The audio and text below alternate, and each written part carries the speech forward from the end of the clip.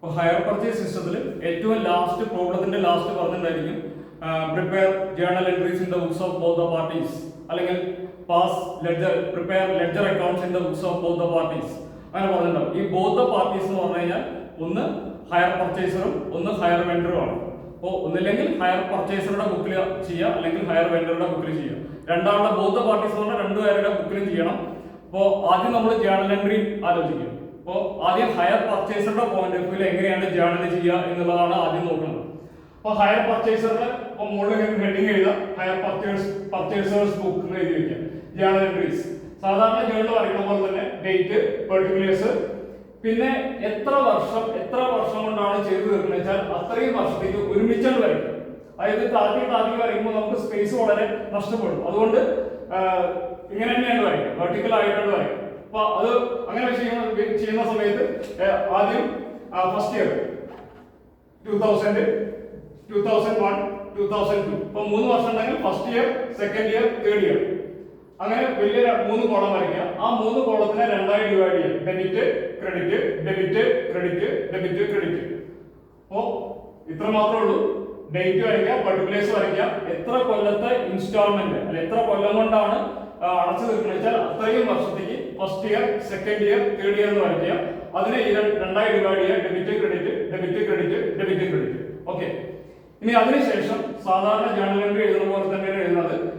നമ്മൾ higher പർച്ചേസറുടെ point of വ്യൂലാണ് എഴുതുന്നത്. അപ്പൊ എപ്പോഴും എൻട്രിയിൽ ഹയർ വെൻഡർ ആണ് വരുന്നത്.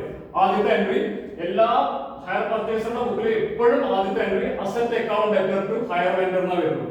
Asset account debtor to hire vendor account. അപ്പോൾ ഇവിടെ മിഷനറി ആണ് അസറ്റ്. അപ്പോൾ machinery account debtor hire vendor, വിൽക്കുന്ന ആള് ശ്യാമൻ കമ്പനിയാണ്, ടു ശ്യാമൻ കമ്പനി അക്കൗണ്ട് എഴുതിയിട്ട് ക്യാഷ് പ്രൈസ്, എപ്പോഴും ക്യാഷ് പ്രൈസ് തന്നെ ഇവിടെ എഴുതാൻ പാടുള്ളൂ.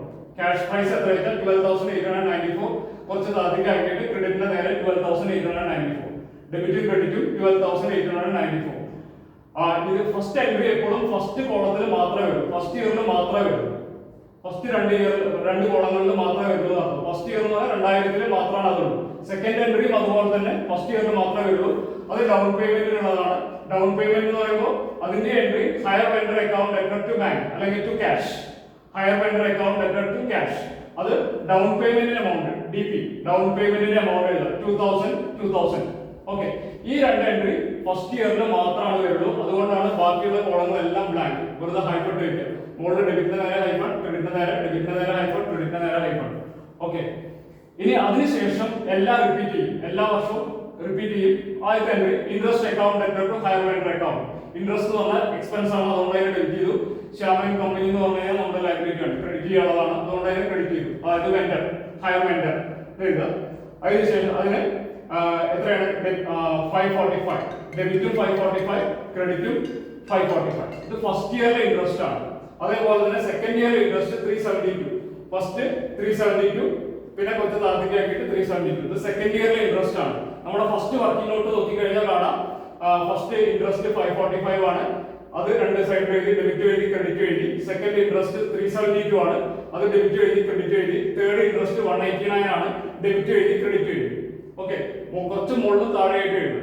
അതിനുശേഷം മൂന്നാമത്തെ എൻട്രി എഴുതി, നാലാമത്തെ എൻട്രി ഫസ്റ്റ് ഇൻസ്റ്റാൾമെന്റുകൾ കൊടുക്കാനുള്ളതാണ്.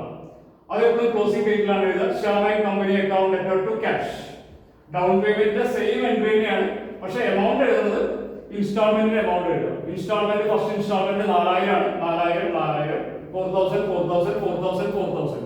ഓക്കെ, അതിനുശേഷം ഇൻസ്റ്റാൾമെന്റ് കഴിഞ്ഞ് കഴിഞ്ഞാൽ ഡിപ്രീസിയേഷൻ എഴുതുക. ഡിപ്രീസിയേഷൻ ലോസ് ആണതുകൊണ്ട് ഡെബിറ്റ് ചെയ്യുക, depreciation account debtor to machinery account. അത് നമ്മൾ സെക്കൻഡ് വർക്കിംഗ് നോട്ട് നോക്കി കഴിഞ്ഞാൽ ഫസ്റ്റ് ഇയറിലെ ഡിപ്രീസിയേഷൻ 2579, ഡെബിറ്റിലും 2579, ക്രെഡിറ്റിലും 2579, ഡെബിറ്റും ക്രെഡിറ്റും. സെക്കൻഡ് ഇയറിൽ 2663, തേർഡ് ഇയറിൽ 1650, ഡെബിറ്റിന്റെ നേരെ 1650, ക്രെഡിറ്റിന്റെ നേരെ 1650. അപ്പോ ഇനി ലാസ്റ്റ് എൻട്രി ഈ ഇൻട്രസ്റ്റിനെയും ഡിപ്രീസിയേഷനെയും പ്രോഫിറ്റ് ആൻഡ് ലോസ് അക്കൗണ്ടിലേക്ക് ട്രാൻസ്ഫർ ചെയ്യണം. ഇവിടെ ഡിപ്രീസിയേഷനും ഇൻട്രസ്റ്റും ഡെബിറ്റ് ആണ് ചെയ്തത്, അത് കാരണം അതിനെ ക്രെഡിറ്റ് ചെയ്താലാണ് ട്രാൻസ്ഫർ ആവുള്ളൂ. അതുകൊണ്ട് അതിനെ ക്രെഡിറ്റ് ചെയ്യാം. Profit and loss account debtor to interest to depreciation. എന്നിട്ട് ഇൻട്രസ്റ്റിന്റെയും ഡിപ്രീസിയേഷന്റെയും ടോട്ടൽ ആണ് ഇവിടെ വരിക. ഇൻട്രസ്റ്റ് ആദ്യത്തെ കൊല്ലത്തെ ഇൻട്രസ്റ്റ് 545, 545. ഡിപ്രീസിയേഷൻ 2579. ഇത് രണ്ടും കൂടി കൂട്ടിയതാണ് 3124. അപ്പൊ ഡെബിറ്റിന് നേരെ 3124, ക്രെഡിറ്റ് രണ്ട് ആസ്പെക്ട് ഉണ്ട്. കോമ്പൗണ്ട് എൻട്രി ആണ്. ഇൻട്രസ്റ്റിന് നേരെ ഇൻട്രസ്റ്റിന്റെ എമൗണ്ട്, ഫസ്റ്റ് ഇയറിലെ ഇൻട്രസ്റ്റ് 545, ഡിപ്രീസിയേഷൻ 2579. അതേപോലെ തന്നെ സെക്കൻഡ് ഇയറിലെ ഇൻട്രസ്റ്റ് 372, അതേപോലെ ഡിപ്രീസിയേഷൻ 2063. ഇത് രണ്ടും കൂടി കൂട്ടിയതാണ് 2435. ഇത് രണ്ടും കൂടി ആഡ് ചെയ്ത് കഴിഞ്ഞാൽ ഇത് കിട്ടി. P&L നേരത്തെ എമൗണ്ട്, ഡെബിറ്റ് ഇത് രണ്ടും കൂടി ആഡ് ചെയ്ത്, ക്രെഡിറ്റ് നേരെ മുകളിൽ നോക്കിയിട്ട് ഈ രണ്ട് എമൗണ്ട് എടുത്ത് എഴുതിയാൽ മതി. 372 ഇൻട്രസ്റ്റ്, 2063 ഡിപ്രീസിയേഷൻ. അതേപോലെ തന്നെ തേർഡ് ഇയറിലും ഇത് രണ്ടും കൂടി ആഡ് ചെയ്തതാണ് 1839. ഈ 189 കിട്ടുന്നത് തേർഡ് ഇയറിലെ ഇൻട്രസ്റ്റ്, ഡിപ്രീസിയേഷൻ 1650 ഡിപ്രീസിയേഷൻ. അത് ക്രെഡിറ്റിൽ എഴുതാം, രണ്ടും കൂടി ആഡ് ചെയ്യാം, ഇവിടെ എഴുതാം. ഓക്കെ, ഇതാണ് അപ്പോൾ ഹയർ പർച്ചേസറുടെ ബുക്കിൽ വരുന്ന ജേർണൽ എൻട്രീസ്. ഓക്കെ.